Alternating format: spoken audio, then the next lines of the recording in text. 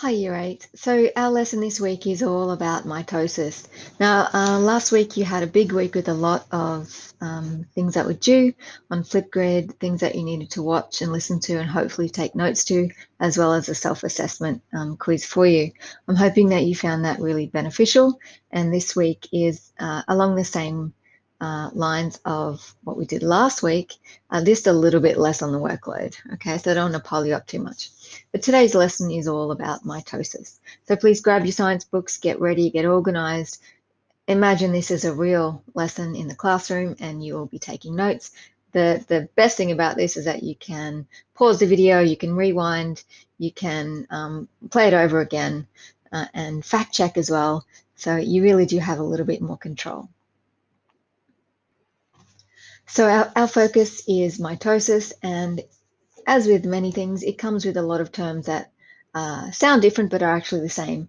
So some similar terms or synonymous terms that you might hear as you're researching and as you're learning about mitosis are these words here: cell division, replication, duplication. Whenever you hear those, you will know that they actually refer to mitosis, which is basically one cell duplicating its genetic information and splitting eventually into two identical cells.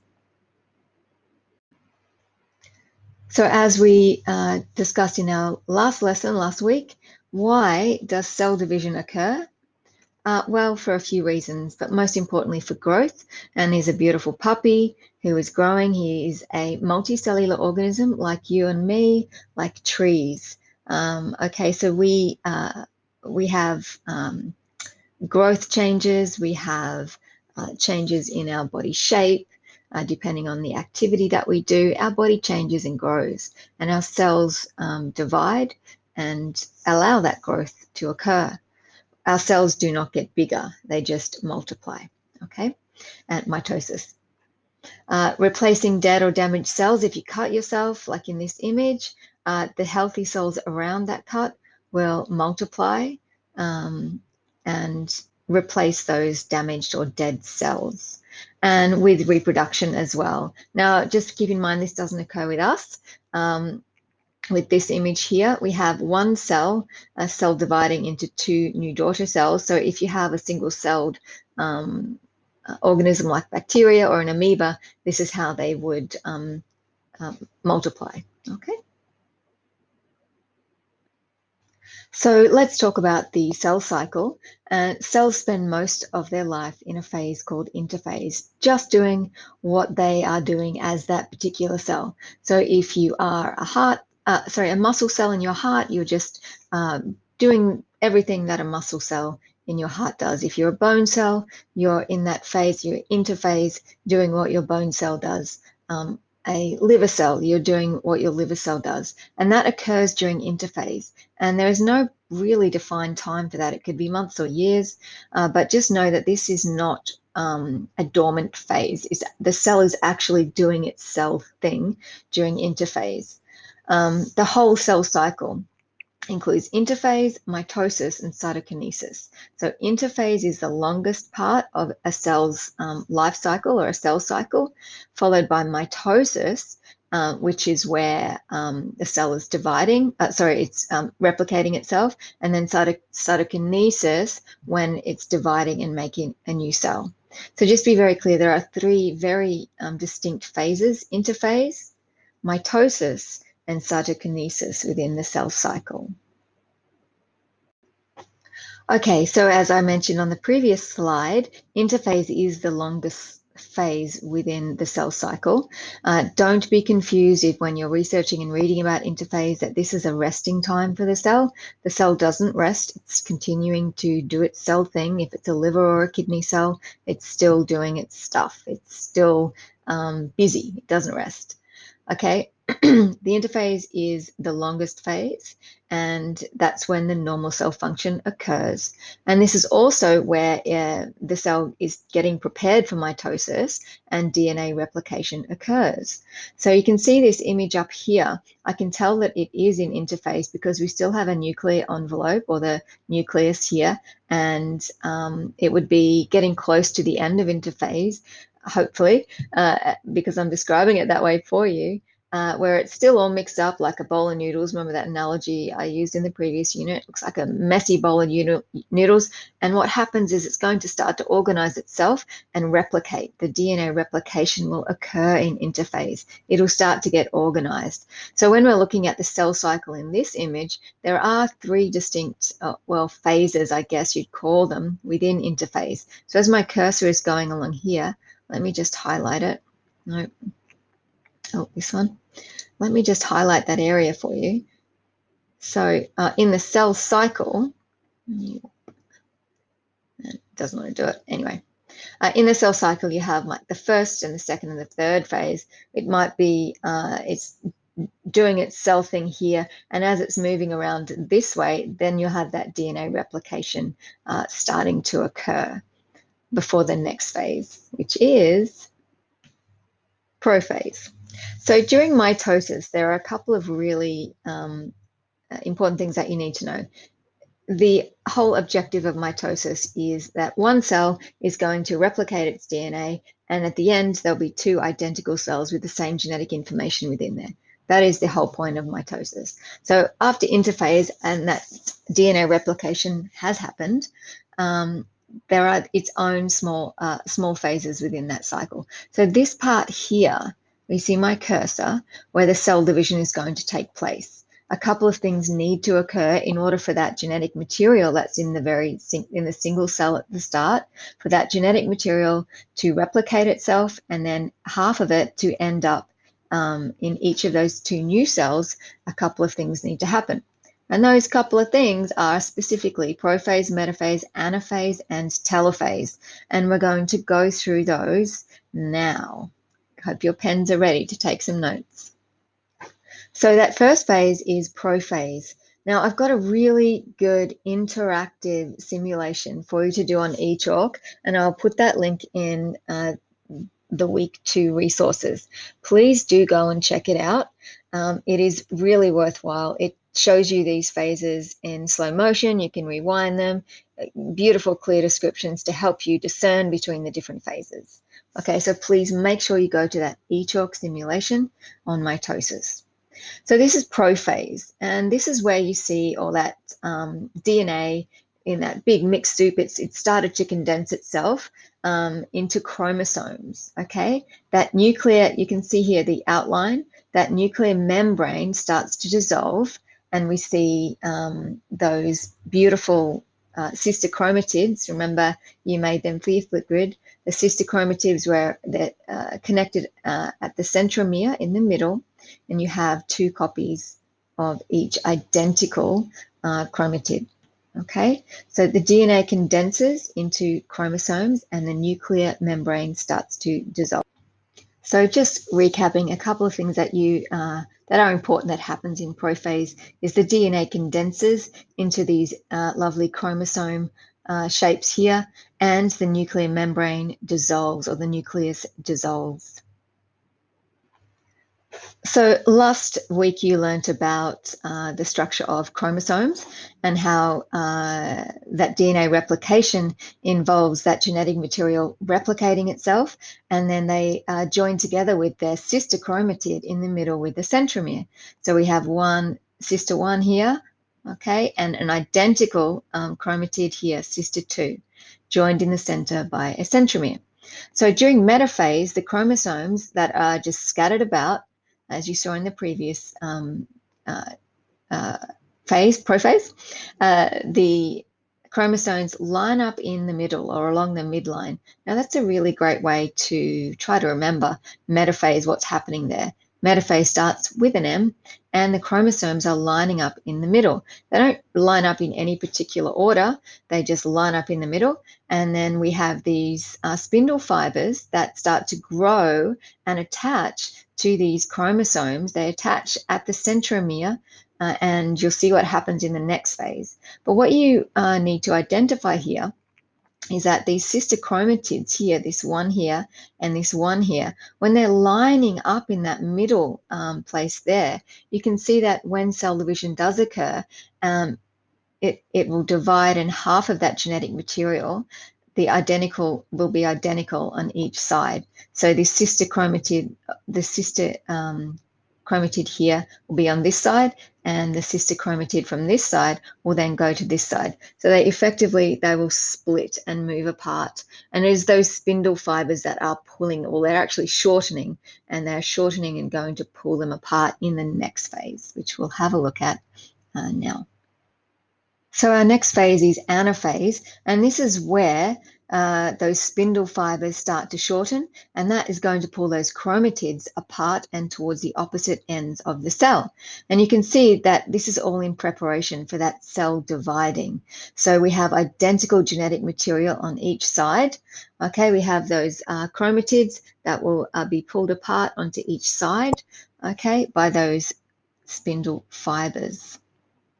A great way to remember this, I mean, yesterday in the previous slide, we looked at metaphase using the first letter to remind us what's happening with those chromosomes. Metaphase in the middle, anaphase away or pulling apart. Okay.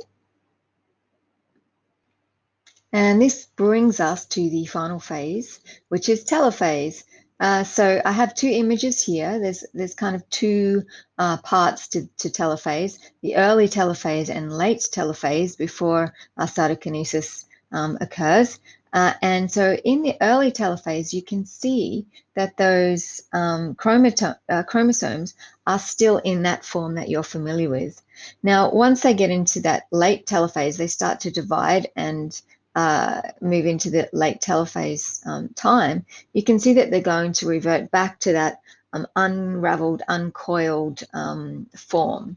They don't need to be in that organized form here. The whole reason for them to become into that organized form like they did in the very first phases was so that they could be successfully and easily moved to each side of the cell before division. So in telophase, the DNA will uncoil. So it's no longer in the form of chromosomes. And you'll also note that new nuclear membranes are formed around each set of DNA here. Okay.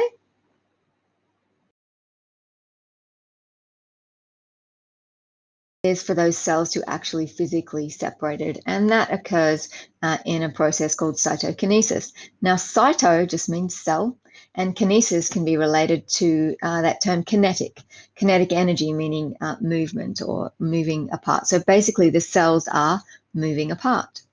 It does occur a little bit differently in an animal cell to a plant cell, as we know those cells are very different. Animal cells, when cytokinesis occurs, they physically do move away from each other. They separate and they are no longer attached. But with plant cells, because of the structure and function of plants and the outer cell walls are quite rigid and required for structure and support, literally they don't move apart per se. A new cell wall just is formed between them. Okay. So that's the main difference, and that's cytokinesis, the moving away, the cells splitting apart.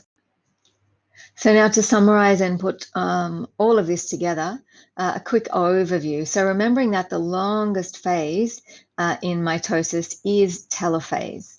Okay, so we have, interphase, my bad. Take two.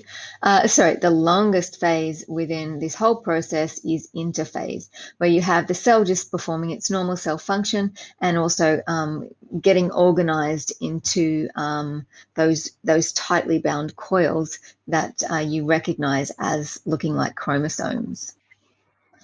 So remember two things: normal cell function and the DNA is being replicated, all the normal cell things. In interphase, you still have a nuclear envelope and it's getting ready for mitosis. So once interphase is moving into mitosis, you can see mitosis in itself is composed of 4 key stages. Now, prophase sees the chromosomes nice and ordered. The nuclear envelope is starting to disappear. The nucleus is starting to disappear. In metaphase, we see clearly that they are lining up in the center, in the middle, and the spindle fibers are attaching to the centromeres on those chromosomes. In anaphase, you can clearly see that those chromosomes are being split, and one chromatid from those chromosomes are going to the opposite ends of the cells as those spindle fibers are shortening. And in telophase, you can see that they haven't quite split, but the nuclear envelope has returned, the nucleus has returned, they're disassembled or uncoiled, and they're back in their noodle soup phase. And then in cytokinesis, they have the physical separation, the separation of the cell moving apart. Okay, so that is a quick overview of the process of mitosis. So here's a clear overview, a clear picture of those phases, and just be very clear that the outcome of mitosis, that it is two cells that have identical sets of that original cell's DNA. So we can clearly see that anaphase, the telophase, metaphase processes occurring here. And at the end of mitosis, from that original cell, there are two cells that are identical, each containing a complete set of all of the cell's DNA, and then they are free to go and continue that process if needed. So here we go. I'd like to give you, you can test yourself. Can you match the cell to the correct phase? Okay, so I have some pictures here of cells in different stages of mitosis. I have our terms over here: interphase, prophase, metaphase, anaphase, telophase, and cytokinesis. So if you can pause the video here and try to match up the term to the correct, the cell to the correct phase. Okay. Okay, hopefully you paused and you had a go. Let's see how you went. So for interphase, we had this one down the bottom where you can see there's still a nuclear envelope and the genetic material is all messed up and in its noodle soup kind of form. So that's interphase. Prophase, you can see over here that the nuclear envelope or the nucleus is starting to disappear or be absorbed, and that you can see some clear distinction between the genetic material here, unorganized, and it's being tightly coiled into this specific shape that you're becoming very familiar with. Metaphase looks a bit like this. Remember metaphase M in the middle, that would be probably the easiest one to recognize. Anaphase, we can see that they are starting to move apart. Also very easy to identify. Those chromosomes are being pulled apart by their spindle fibers attached to the centromeres, and those chromatids are effectively moving away to opposite sides. How did you go with telophase? This one's a little bit more difficult. We can see that the nuclear envelope is starting, the nucleus is starting to reappear, and we're starting to see some indentation in that cell. And then therefore the actual physical process of moving apart or dividing is a cytokinesis, and that one is this one here. How did you go? Okay, so if that was too easy, here's a bit of a challenge for you. So here's some pictures of some real cells in different stages or phases of mitosis. Now your challenge is to try to identify which is which. Okay, which is prophase, metaphase, etc. These are just onion cells in different phases, as I said. So again, pause the video and see if you can pick out at least one from each of these phases. Now, of course, there is more than one. So if you can find more than one, then, you know, bonus points, extra points. You get an early mark. Whoops. Otherwise, give it your best shot. Now, interphase is this one right here, and we can see clearly, it isn't that clear actually, but you can see that it's all a little bit of a mess. There's no clear distinction or outline of those chromosomes or chromatids just here. So this is an example of interphase. So remember to pause the video between each and try to find them, okay? Here we have an image of prophase occurring. We can see that it's starting to or clump a little bit more in a more clearer picture, looking not quite as messy and random as interphase was, starting to become a bit more organized in preparation for metaphase. Now, if you're able to see metaphase, you might have chosen one of these. Now, these are probably very easy. You can see clearly there's one here and one here. And if we go back to prophase, you might find that this one here would also match up with this one over here. So let's look at metaphase. So there's one here. If you identified this one down here, well done. I think that's only two that I can see there. So let's flip over to anaphase. The clear splitting apart, you have those, the spindle fibers pulling those chromatids to the opposite ends. There's another one here and here, and another one down here. Very clear picture, isn't it? And then telophase, we have that, this one here is a great example. I think down here as well, for me, it looks like telophase. I can't see any evidence of a cell wall starting to appear there. So I think this one would be telophase as well. And then our final one there is, let's get that slide up, cytokinesis. This one here, now if you zoom in on your video, on your screen, you should be able to see that faint yellow outline of that cell wall being created there. And I think another example of this would be up here, where I can see a little bit of a cell wall happening. So they are real images showing you those different stages of mitosis. So I'm hoping that this is becoming a lot more clearer for you. Now, if you need a break, jump up, have a stretch, maybe click on that link for eChalk to show you those animations. They really are spectacular and make this process really easy to understand. Okay? So cell division can get out of control, but generally our bodies are fairly well regulated.